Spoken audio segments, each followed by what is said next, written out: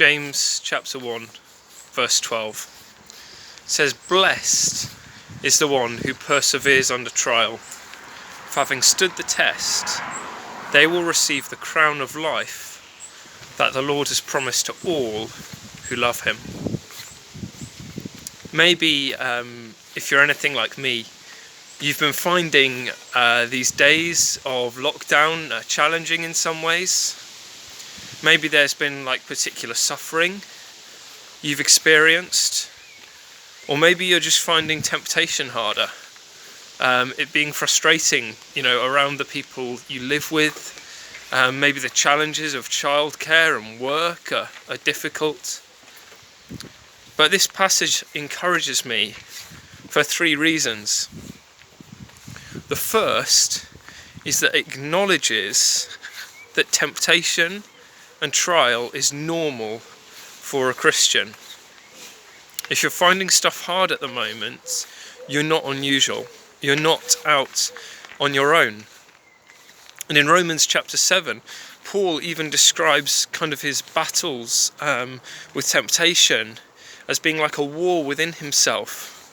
I can almost feel his struggle as I read that passage. It's encouraging to know that we're not on our own. The second thing that stands out to me is that our struggles are doing something. They're producing a crown. They're taking us somewhere on a journey to becoming more like Jesus, and the journey towards eternity. In 2 Corinthians chapter 4, verse 17, Paul again writes that the light and momentary struggles he's experiencing are achieving an eternal glory which far outweighs them all. It's incredible to think everything that Paul went through in his life, he counted those things as light and momentary compared to heaven, but also that those things were achieving the glory. They were taking him on a journey. And in the same way, what we're going through now, even though it's not from God, God is using it to take us on a journey and to make us more like Jesus and to enjoy him more.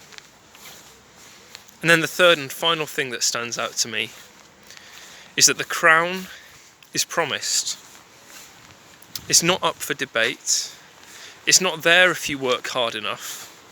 It's promised to all who love Jesus. I just found it so encouraging what Martin shared with us on Sunday, that seed grows. Even if you don't see it growing, it grows. And as we go on our up and down turbulent journey of becoming more like Jesus, we can rest in the fact that he's working in us and that he's making us more like him, that he's leading us out into open spaces and towards eternity with him. And he's helping us to enjoy him more and more, because that is what's most important in life.